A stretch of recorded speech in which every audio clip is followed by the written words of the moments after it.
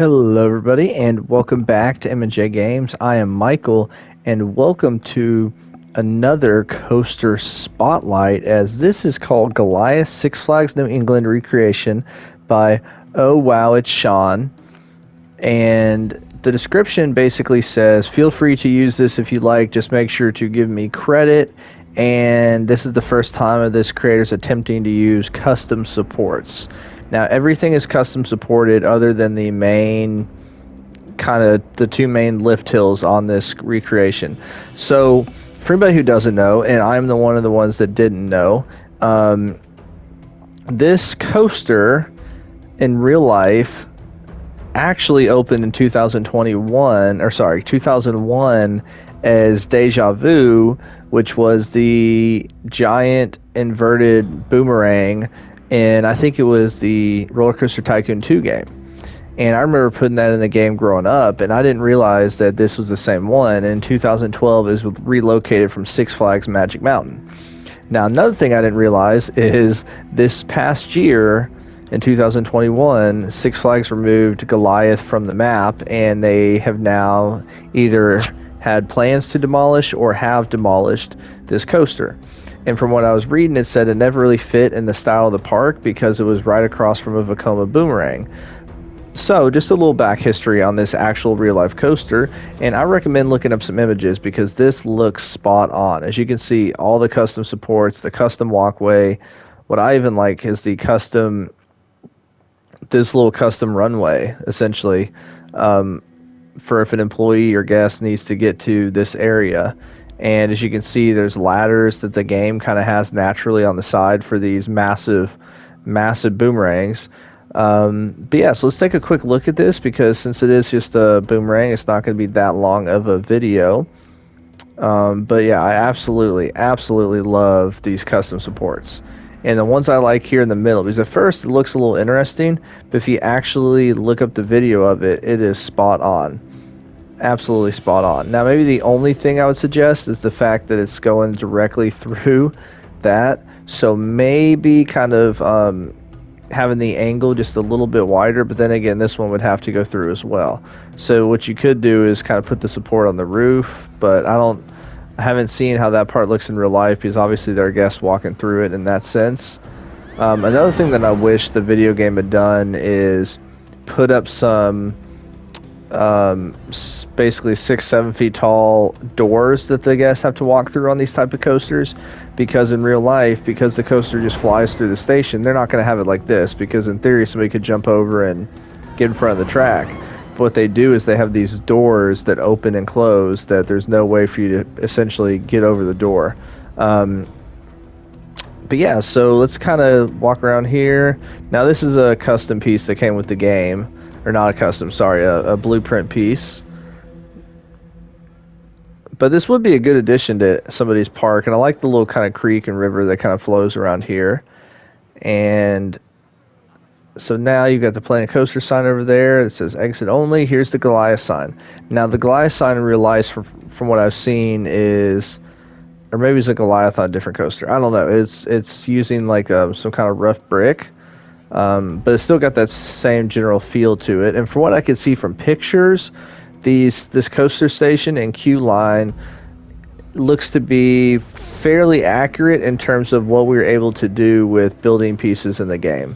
Now, to me, this looks a little low, because almost every guest seems to almost be hitting their head. But then again, I could be wrong, because actually it doesn't seem that bad. It's just how we've got the camera. So if we're down this way, yeah, that's not bad. So let's look at the stats on this boomerang as we take a ride on this. This is, as we said, called Goliath. G-forces look good.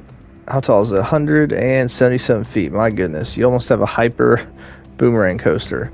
What in the world? All right, so we're going to actually ride this one in seat view.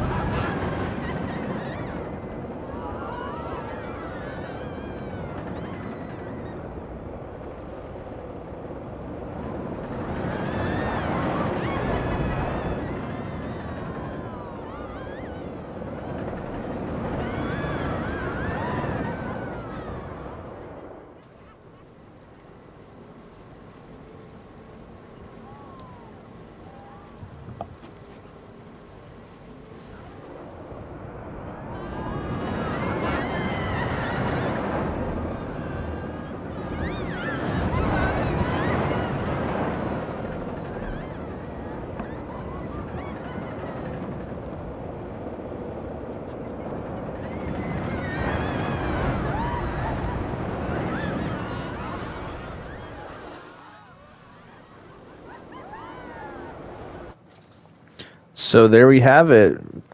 Very good boomerang.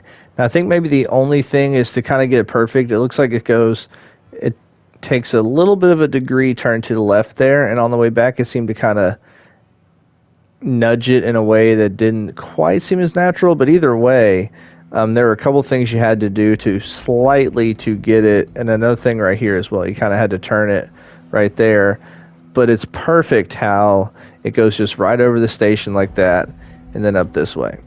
And I mean, gosh, I've been on one of these, and it was at Kings Island. I think it's like 110 feet instead of 170, but I purposefully did not want to sit in the front because that's freaking terrifying. Like, there's no other way to say it. It is legit terrifying, no matter what seat you're sitting in, because if you're right there, like, the only thing holding you in is that harness. I mean, you got a seatbelt on too, but like, that is, are you kidding me? Oh, that's terrifying, man. 170 feet up there, that's insane. Whew. To me, that's one of the scariest things to do, to go on a coaster of this height. So yeah, really well done. Like I said, love the custom supports and this custom catwalk. Actually, no, that's not custom. My bad. That comes with this actual coaster type. But either way, it looks really good. And as always, make sure to, wow, I can't speak. I kind of jumped to the end segment already. But yeah, so we're gonna wrap up the video here. As I said before, make sure to go download this on the workshop and give it a like button. And as always, make sure to hit the like button for the video and subscribe to the channel if you haven't already to stay up to date to the wonderful Planet Coaster content. And thank you guys so much for all the support, and hope you have a wonderful, wonderful rest of your day.